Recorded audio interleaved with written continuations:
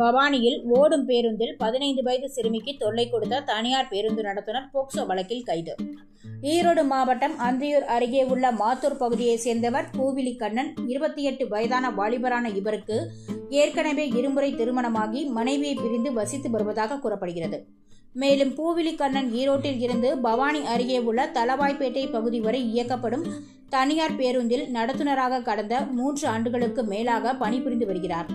இந்த நிலையில் தனியார் பேருந்தில் நாள்தோறும் சென்று வரும் பவானியை சேர்ந்த 15 வயது சிறுமி ஒருவருக்கு காதல் தொல்லை கொடுத்து வந்ததாகவும், ஓடும் பேருந்தில் சிறுமிக்கு பாலியல் தொல்லை கொடுத்ததாகவும் சிறுமி பெற்றோரிடம் கூறியதை அடுத்து சிறுமியின் பெற்றோர் பவானி அனைத்து மகளிர் காவல் நிலையத்தில் புகார் கொடுத்தனர்.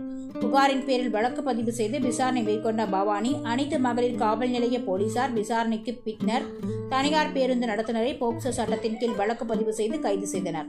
தொடர்ந்து ஈரோடு மகிழா நீதிமன்றத்தில் ஆஜர்படுத்தி நீதிபதி உத்தரவின் பெயரில் கோப்பியில் உள்ள மாவட்ட சிறையில் அடைத்தனர்.